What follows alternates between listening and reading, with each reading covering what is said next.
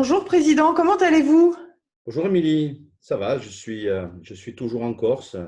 Ça va, j'ai de quoi m'occuper, pas mal de réunions toute la journée. Ça a été une période un peu dure car j'ai perdu mon papa, mais ça va. Puis aujourd'hui, c'est un jour un peu particulier parce que Camille a 29 ans et depuis qu'elle est née, j'ai loupé beaucoup, j'ai loupé beaucoup d'anniversaires à cause du tennis.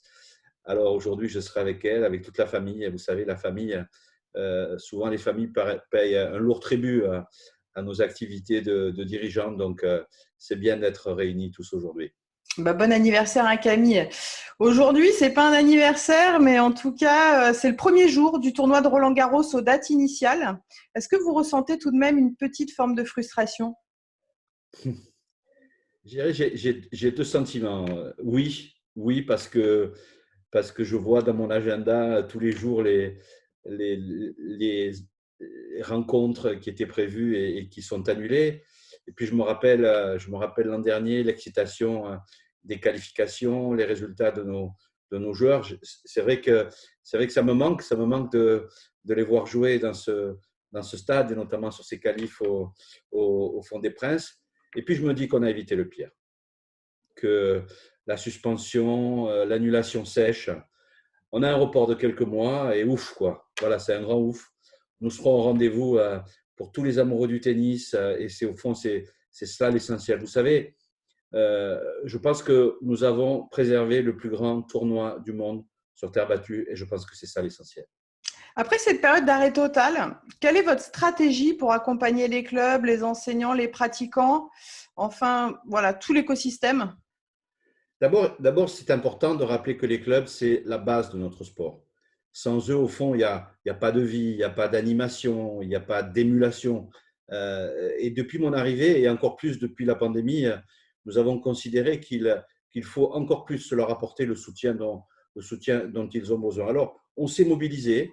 D'abord, on s'est mobilisé pour faire réouvrir les clubs et nous sommes très fiers de voir que le protocole que la fédération a publié a permis d'ouvrir les clubs. Et je remercie tous les maires et tous les adjoints au sport qui nous ont fait confiance, qui ont donné la force à notre protocole et donc à nos joueurs, les jeunes, les moins jeunes, mais enfin, en tous les cas, et nos enseignants qui ont pu reprendre leur boulot.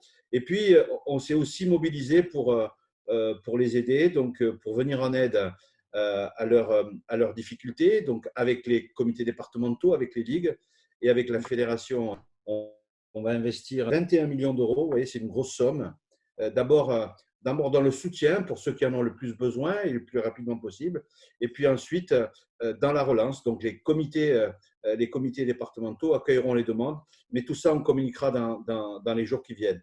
Mais une nouvelle fois, nous avons montré que nous étions une fédération de proximité, que nous étions à l'écoute, mais pas seulement à l'écoute, qu'on est réactif, qu'on sait intervenir assez vite. Voilà, je le répète, on communiquera très rapidement sur tout ça. Quel lien on peut faire entre le tournoi de Roland-Garros justement et les clubs?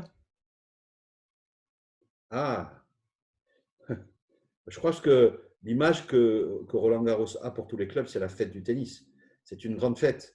Et nous voulons que cet esprit de fête soit encore présent dans toutes nos têtes et se transmette. Vous savez, l'ambiance, elle est toujours différente en période de tournoi, qu'on soit dans un club ou qu'on soit à Roland Garros.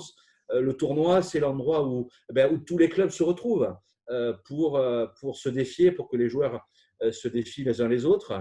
Et puis au niveau de Roland Garros, c'est tous les clubs qui se retrouvent dans un endroit unique, dans la Mecque du tennis sur terre battue. Et puis le tournoi fédère autour de lui toutes les énergies. Il crée ce climat d'excitation, c'est une notion de plaisir, de spectacle de joie, d'émotion qui sont le cœur de notre sport. Ce sont ces valeurs que nous partageons à Roland Garros et Roland Garros, c'est le théâtre de nos émotions, à n'en pas douter.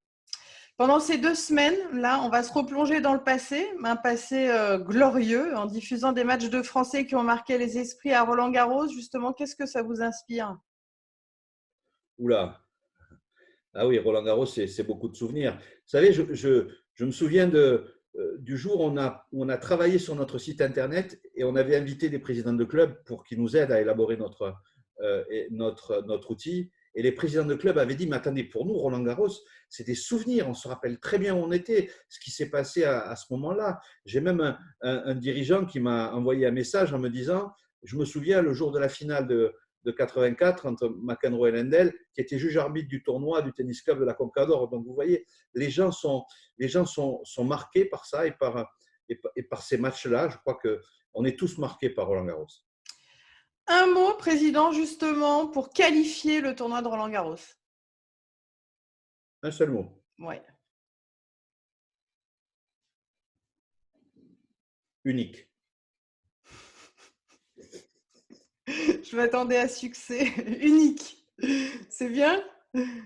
Effectivement. Ah oui, je ne vais donner qu'un mot, donc je dis unique, oui. Unique. Ça me va parfaitement bien. Et pour terminer, président, quel message vous avez envie de faire passer aux fans, aux passionnés de tennis là, qui sont dans l'attente? D'abord, de dire que je pense à eux, que je pense à tous, parce que j'ai presque envie de dire, les gens me disent souvent, mais tu connais tout le monde, tu connais tous les prénoms. Ben oui, je connais les prénoms, je connais les gens et j'aime cette proximité avec eux, j'aime partager avec eux, c'est ma famille. Hein, et j'ai envie de dire que le message que j'ai envie de partager avec eux, c'est un message de plaisir. Allez, c'est de dire, allez, c'est vrai que Roland s'est reporté, mais déjà, regardons ce qui se passe, allons jouer au tennis, remettons-nous, préparons-nous. Je pense à nos athlètes aussi qui sont de nouveau sur les cours, qui se réathlétisent, comme on dit, et donc c'est un message de plaisir. Puis le deuxième message, c'est un message d'ambition.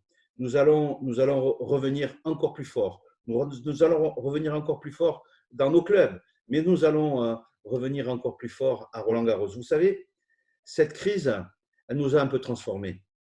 Elle nous a permis de mieux nous armer, de mieux nous équiper, de mieux faire face aussi aux problèmes et aux différends que l'avenir peut nous réserver. Ça nous a permis de travailler, d'approfondir des sujets. Et j'ai envie de dire tout d'abord un grand merci collectivement à tous les bénévoles qui donnent leur temps aux autres, qui dédient leur vie à leur sport, qui dédient leur vie à leur club, à leur comité, à leur ligue, et aussi à ceux qui m'accompagnent à la fédération. Sans eux, il n'y a pas de fédération.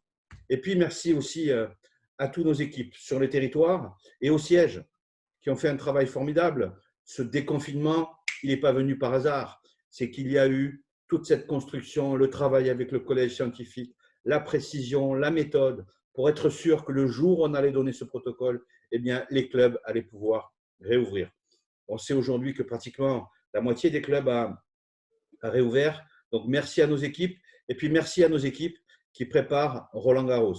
Je crois que tous ensemble, les bénévoles, les collaborateurs, nous avons montré que nous étions des battants. Et c'est l'esprit du tennis. Ne jamais renoncer et dès qu'on a un avantage, le confirmer. Merci beaucoup. Merci, Émilie.